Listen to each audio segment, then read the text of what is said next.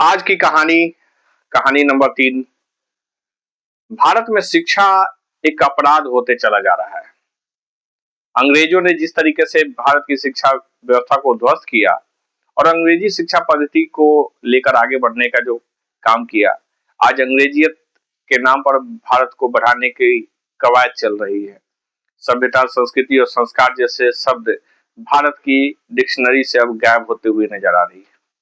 क्यों, किस लिए? मैं मनीष आज शिक्षा पे बात करने आ रहा हूँ। शिक्षा की बात करते करते मैं इसके साथ एक छोटा सा राजनीतिक परिप्रेक्ष्य भी जोड़ने का काम करूंगा। बिहार विधानसभा चुनाव खत्म हो गया है, सरकार बन गए, विधानसभा के अध्यक्ष भी सर्वसम्मति से चुने गए, नीतीश कुमार का कद छोटा कर दिया गया, साथ ही साथ सम्राट चौधरी जैसे हत्यारे का भी कद बढ़ा दिया गया, गृह मंत्री बिहार के बना दिए गए और बहुत सारी बातें हैं। 7वीं पास, 5वीं पास, 7वीं भी शायद पास नहीं है, 5वीं पास है सम्राट चौधरी। डिलीट की उपाधि कैसे ले ली है? जब तक स्नातक नहीं होते तब तक डिलीट की उपाधि कैसे मिलती है? यह तो मोदी जी का इंटायर पॉलिटिकल साइंस में एमए की बात हो, चाहे इनका डिलीट की उपाधि हो। खैर, बिहार विधानसभा चुनाव ने एक बात तो तय कर दिया कि यहाँ शिक्षित लोगों की जरूरत नहीं है। यहाँ साक्षर भारत अभियान जो भारत में चलाया जा रहा है वही बहुत अच्छा है। साक्षरता दर बढ़ाने की कवायद देश में आज चल रही है। शिक्षित भारत बनाने की जरूरत महसूस भी नहीं होनी चाहिए। इसलिए नहीं होनी चाहिए कि शिक्षित व्यक्तियों को आप देखेंगे, शिक्षित में यहाँ पे जो एक पैमाना मान लिया जाता है। पहले गुरुदेव हुआ करते थे, शिक्षित गुरु जो शिक्षा प्रदान करते थे उनका स्थान सर्वोच्च होता था। किसी देश के राजा महाराजाओं की गद्दी भी शिक्षित और विद्वान गुरुजनों के सामने बौनी पड़ती थी। गद्दी पर बैठे हुए राजा भी जब गुरुदेव उनके यहाँ आते थे तो वो खड़ा हो जाते थे अपने सिंहासन से। लेकिन आज वह दूर हो गया। गद्दी पर सत्ता में बैठे हुए लोगों को शिक्षा जैसी विषयों में कोई दिलचस्पी नहीं है। और जब जनता को, लोगों को ही दिलचस्पी नहीं है तो भारतीय सभ्यता संस्कृति की बात ही दूर कर दी जाए। आज की संस्कृति यह है कि जितने अपराधी, हत्या, बलात्कार, लुटेरे, बेईमान, हत्यारे होंगे, आपको उतना बड़ा पद दे दिया जाएगा। और यही संवैधानिक भारत की संरचनाओं का प्रमुख अंग बन गया है। भारत की संस्कृति पे विनाशकारी बुद्धियों का प्रभाव पड़ गया है। आपने देखा होगा कि कल बिहार के विधानसभा में एक महिला विधायक बनकर के आई और कागज देखकर भी नहीं पढ़ पाई। यानी उन्होंने शपथ ग्रहण जो किया वो आधा अधूरा, बेईमानी और फ्रॉडगिरी ही कहा जाएगा, क्योंकि इस तरीके की व्यवस्थाओं में हम लोग जी रहे हैं। यह तो हो गया विधानसभा के आज के चरित्र का परिचय। लेकिन आपको याद होगा कि बिहार विधानसभा चुनाव में बिहार के सबसे विद्वान लोग बिहार के एक विधानसभा कोमरार से खड़े थे, केसी सिन्हा। केसी सिन्हा एक नई सृजित पार्टी जन सुराज के उम्मीदवार के रूप में कोमरार से अपना नामांकन दाखिल करते हैं।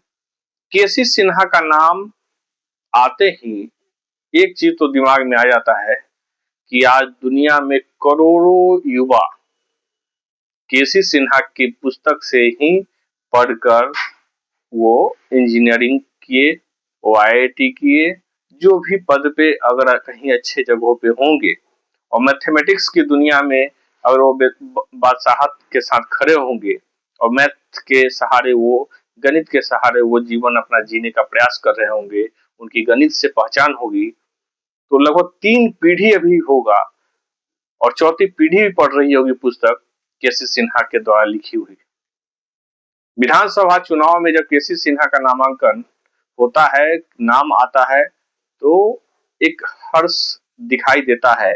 उनके सोशल मीडिया प्लेटफॉर्म पे जब वो जाते हैं उम्मीदवार के रूप में लोगों से वोट मांगने, तो 2 से 3 पीढ़ी के लोग उनका पैर पकड़कर उनसे आशीर्वाद प्राप्त करते हैं। और वह केसी सिन्हा जिनके नाम पर न जाने कितनी पुस्तकें भारत में प्रकाशित हुई। दुनिया स्तर पे उनकी एक पहचान है और उस व्यक्ति का जमानत जब्त हो जाता है तो यह अपने आप में बड़ी बात है। यह बड़ी बात शायद इस समाज के लिए नहीं है। एक छोटा सा उदाहरण मैं देना चाहता हूँ यहाँ पे। जब आप देखते होंगे कि कोई भी समाज में या बड़े अच्छे समाज भी कहा जाए या गांव देहात के अभी समाज कहा जाए, क्योंकि गांव के लोगों को जनरली लोग मूर्ख ही समझते हैं, तो हम दोनों स्तरों पे बात कर ले। अगर कोई भी व्यक्ति यह अच्छे सुझाव, अच्छी जानकारी देता है किसी बात पे, अच्छे थॉट देते हैं, तो 5 लोग जो खड़े होते हैं वो थोड़ा साइड हट के कहते हैं, देखा ना ज्यादा पढ़ लिए, पढ़ लेल को होशियार हो गलो। तो यही व्यवस्था है यहाँ पे कि केसी सिन्हा किताब लिखते हैं, वो आईआईटीएन को जन्म देते हैं।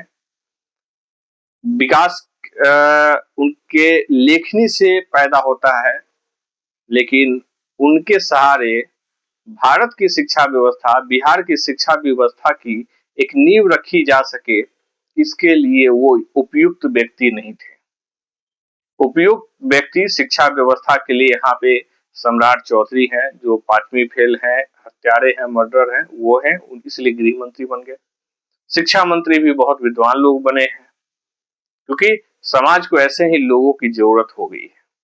हमारी शिक्षा व्यवस्था गुरुजनों से और शिक्षक से अलग हो चला है। हमारे यहाँ टीचर हो गए हैं, हमारे यहाँ की व्यवस्था अब हाय हेलो वाली हो गई है। प्रणाम करने की परंपरा खत्म हो गई गुरु के सामने।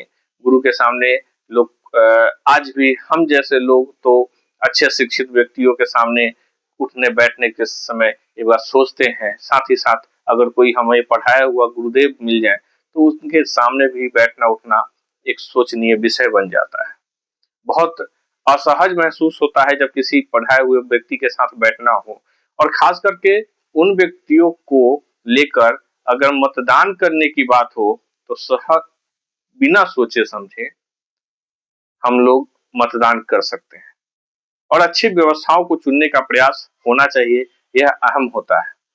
लेकिन केसी सिन्हा जैसे लोगों को संघर्ष करना पड़े, केसी सिन्हा जैसे लोगों को शिक्षा को लेकर एक नई व्यवस्था बिहार जैसे जगह पे पुनः स्थापित करने के लिए नहीं बढ़ने दिया जाना, ये अपने आप में घोर आश्चर्य की बात है।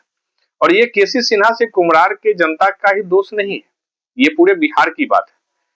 जिस महिला ने पढ़ कर भी अपना शपथ पूरा नहीं कर पाया, वो महिला भी जिस क्षेत्र से हैं, और कमोबेश लगभग आप बिहार के 50% से ज्यादा विधायकों की स्थिति यही देखेंगे जो वो शुद्ध तरीके से अपने लिखे हुए वक्तव्य को भी नहीं पढ़ पाते हैं। पढ़ाई लिखाई से उनको कोई वास्ता नहीं है, हकीकत और समाज के सही चित्र से उनको कोई मतलब नहीं है। स्कूलों की व्यवस्थाएं ठप होते जा रही हैं, विद्यालयों की व्यवस्थाएं जो देख रहे हैं आप, स्कूल में बदल गई है। विद्यालय विद्या का स्थल जैसे शब्द अब जाइएगा तो आप देखिएगा कि कचरा भरा हुआ है, वहीं कचरा फेंक दिया जाता है। जो फील्ड है उसका मैदानी क्षेत्र है जहाँ पे बच्चे खेलते हैं, उनके लिए वहाँ पे कचरे उपज गए हैं, घास है, बड़े बड़े मतलब पेड़ पौधे, छोटे छोटे जंगली पेड़ पौधे हो गए हैं, उनको साफ करने के लिए भी अब बच्चों का प्रयोग नहीं किया जाता है और कचरों में तब्दील होता है पूरा का पूरा फील्ड। तो शिक्षा व्यवस्था वाकई में बिहार जैसे या भारत जैसे देश में आवश्यकताओं से दूर होता जा रहा है। राजनेताओं के भाषणों में ही हम शिक्षा को देखते हैं और शिक्षित समाज को, शिक्षित व्यक्ति का नेतृत्व लोकतंत्र में कितना आवश्यक है यह लोग बाद में समझते हैं।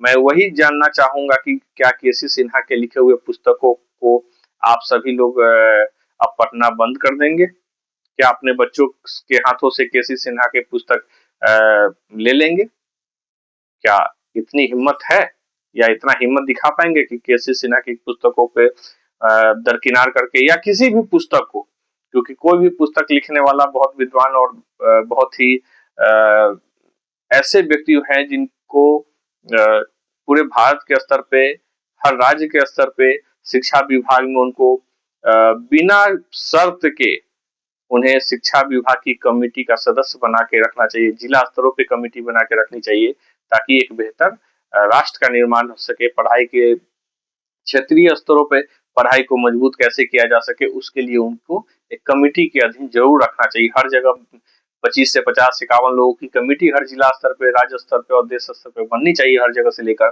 ताकि राष्ट्र का सुदृढ़ निर्माण हो सके। लेकिन हमारी व्यवस्थाएं, हमारे वोट की रणनीति, राजनीति 5 किलो अनाज 2000 रुपए और 10,000 रुपए में वोट खरीदने तक की नीति में आगे, बिजली बिल कम हो जाए, बस इसी नीतियों में सड़क पे एक काला कुछ बिछा दिया जाता है, पता नहीं, उसके बाद गिट्टी इधर से बिछाते हैं और दूसरे साइड से वो गिट्टी दूसरे दिन आप बटोर के घर पे ले जा सकते हैं, या वहीं से आप छान लेंगे तो अगले जगह भी ढलाई का काम हो जाएगा और सड़क तो बन गया है। तो यही मेरा कहना है कि बिहार में, भारत में अब शिक्षा की जरूरत भी नहीं है। अच्छा है कि भारत सरकार साक्षर भारत का अभियान चला रही है। नाम आपको लिखना आ जाए, पढ़ना कुछ आ जाए, वही साक्षरता रखिए। आपको सड़क पे जाते हैं, गड्ढों में गिर जाते हैं, रोड एक्सीडेंट हो जाता है गड्ढों के कारण, उन सभी की चिंता आपको करने की जरूरत नहीं है।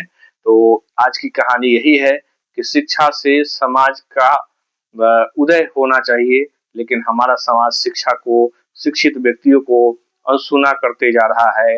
राजनीतिक दलाली और राजनीतिक चाटुकारिता के अंदर शिक्षा व्यवस्था पूर्ण रूपेण ध्वस्त होते जा रहा है। हमें इन सभी विषयों पे सोचने की आवश्यकता है, कैसे शिक्षा व्यवस्था को लेकर के हम लोग आगे बढ़े। इस पे आप सभी का विचार मैं चाहूंगा कि आप लोग दीजिए, कमेंट करिए, शेयर करिए। साथ ही साथ मैं अपना मोबाइल नंबर भी लास्ट में दे देता हूँ प्रेजेंटेशन के साथ, तो आप नंबर पे व्हाट्सएप करके अपने सुझाव भी देते रहिए। नमस्कार, मैं मनीष कुमार सिंह। हम पृथ्वी बचाओ यात्रा की शुरुआत कर रहे हैं।